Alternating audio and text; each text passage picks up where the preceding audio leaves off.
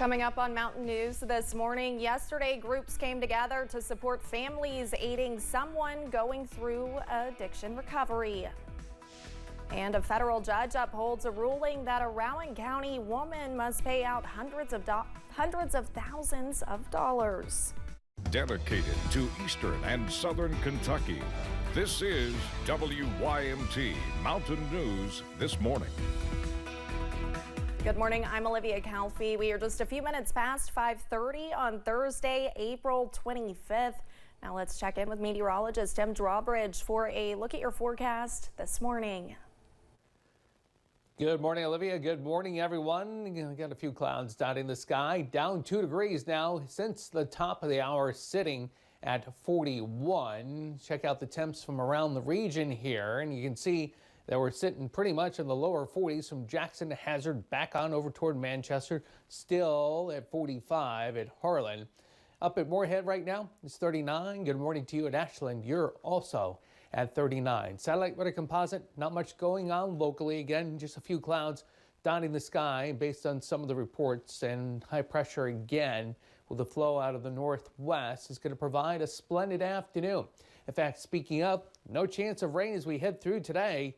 Yes, sunny to partly cloudy and a high of 70. More about the First Alert 7-day forecast in this half hour. Olivia? All right, Tim, thank you. In Knox County, a train collided with an SUV. It happened at the crossing near Highway 225 and Factory Road in the Artemis community. No serious injuries were reported, but a woman and a 2-year-old child were taken to the hospital as a precaution. The driver of the SUV told deputies she did not hear the train, and the train's engineer said he did not see the vehicle until it was too late. A former longtime lawmaker from Southern Kentucky has died. Charles Seiler represented the 82nd District of Whitley and Laurel counties in the State House for around 20 years. The Williamsburg Republican served in the House from 1985 to 1990 and 1995 to 2011. Seiler was also a decorated U.S. Army Lieutenant Colonel. His visitation will be Saturday from 1 p.m. until the funeral at 3 at Calvary Missionary Baptist Church. Charlie Seiler was 94 years old. Many are mourning the loss of a woman who died unexpectedly after a medical emergency during the Redbud ride in Laurel County over the weekend. We are told Cammie Creech and her husband both participated in the ride. Creech was 54 years old, an animal lover, and was a receptionist at Paws and Claws in London. People who knew Creech want others to remember how she lived her life. She had such a passion for life. I mean, she was that girl that she has to just help you. You know, we had clients come in and it was like she had a passion for those pets that come in, and you know, she's that person that's here, let me help you with your pet, let me help you whatever you need done. Yeah. Creech's visitation and funeral is today at 2 at the House Rawlings Funeral Home. Members of the biking community are among those expected to pay their respects. April marks Child Abuse Prevention Month, and on Wednesday, 100 people who work to protect children gathered in Frankfort for an abuse prevention summit. As Alyssa Williams explains, it's important to keep leaders up to date on these preventative measures. When it comes to child abuse prevention, many may say it's the unsung heroes that keep kids safe.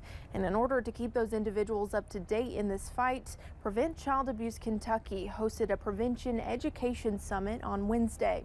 We've got social workers, we've got mental health workers, we've got court-appointed special advocates, we've got folks with lived experience, we've got law enforcement, so we really have a wide range of professional disciplines that are represented. Prevent Child Abuse Kentucky Executive Director Jill Seaford says they're discussing things like fatherhood and electronic crimes against children. Well, it's a great feeling to know that because of the funding that we are using, that we are going to be able to impact not just the 100 people that are here today, but they will go out and they will share the information, and then those folks will share the information. Attorney General Russell Coleman funded the summit and was there, saying as society and technology evolves, it's important that these prevention advocates stay up to date. This remains one of the most dangerous items in your home. Predators use this to gain access to our kids. To gain access, we're seeing increasing amounts of material and use of that to leverage and harm our kids. And so to be here as a dad, to talk to professionals that choose every day to stare into the darkness, just an honor to be here. In Frankfort, Alyssa Williams, WKYT. This marks Prevent Child Abuse Kentucky's first summit, and Seafred says she hopes they can continue hosting these trainings in the future. Now, as the battle over women's reproductive rights continues in Washington, D.C., the Supreme Court is hearing arguments in the Biden administration's challenge to Idaho's abortion ban. The case could determine whether doctors can perform abortions on pregnant women during emergencies in states that have banned abortions. The Justice Department maintains federal law requires that hospitals offer abortions if necessary to stabilize the health of emergency room patients. DOJ attorneys believe that that even applies to states like Idaho that completely ban abortions. There are people on both sides of the issue in eastern Kentucky. Appalachians for Appalachia Interim Executive Director Stacey Fugit is pro-choice. Fugit says women should have the right to abortion access. Criminalizing and lessening access to abortions and other reproductive health care does not actually stop the need for those things. Rather, it just lessens the access. And so it puts people in a situation to pursue unsafe abortions and reproductive health care. There are also folks who call themselves pro-life. Former Laurel County Republican Women's Club President Kay Hensley is in that group.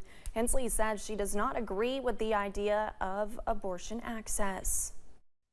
I believe that life begins at conception, and from that moment on, that's a living being. And again, we're put here to care for that being, not to kill it. Hensley says she agrees with the current Kentucky law that abortion is illegal unless the mother's life is in jeopardy.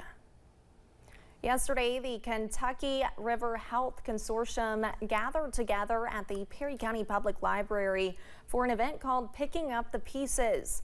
Officials say the event was created in an effort to help people with a loved one that struggles with addiction manage life and know who to lean on for help. Frances Feltner, director of the Center of Excellence in Rural Health, says many people came together to make it happen.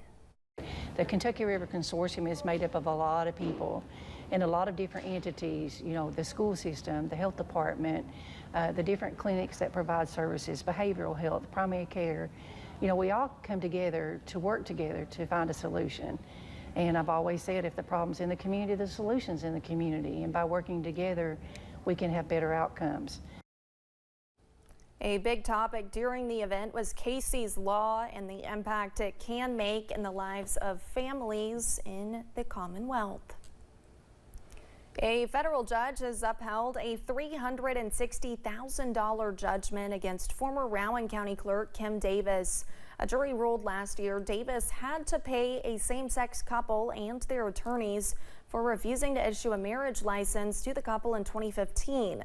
Davis later asked the judge to set aside the verdict, but according to the Lexington Herald Leader, the judge has upheld the jury's decision, saying the plaintiffs demonstrated clear evidence of emotional harm caused by Davis' actions.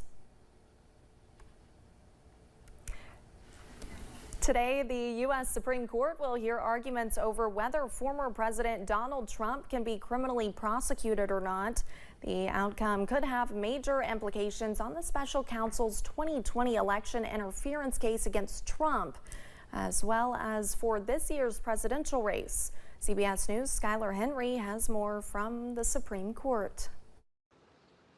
Another historic day at the U.S. Supreme Court, where justices will soon hear arguments to decide if former President Donald Trump has absolute immunity from criminal prosecution for official actions he took while in office. If a president doesn't have full immunity, you really don't have a president. Two lower courts have already rejected Trump's claims of immunity. The High Court's decision would determine whether or not special counsel Jack Smith can move forward with his case, charging Trump with scheming to overturn the 2020 presidential election results, which Trump denies. They've never recognized this sort of immunity from criminal prosecution that Trump is requesting. So I think it's a pretty uphill battle for the Trump side. If the court rules against the former president's immunity claims, his election interference trial could possibly start before the election this November.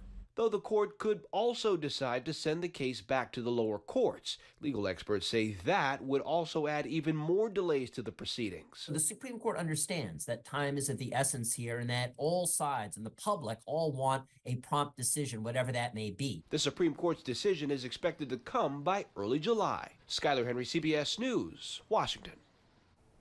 Today, former President Trump will be in a Manhattan courthouse as required for his criminal trial there, which accuses him of falsifying business records to hide an alleged past affair ahead of the 2016 presidential election. Trump has publicly said that the judge in that case denied his request to be in Washington for today's Supreme Court arguments. And we'll show you which country music turned pop star this giant guitar is dedicated to just ahead. Temperature-wise this morning, a little bit cool in spots, not as warm as yesterday morning, but did you like yesterday afternoon? Nice amount of sunshine. I think we can do it again. Details with your First Alert 7-day forecast coming up after this.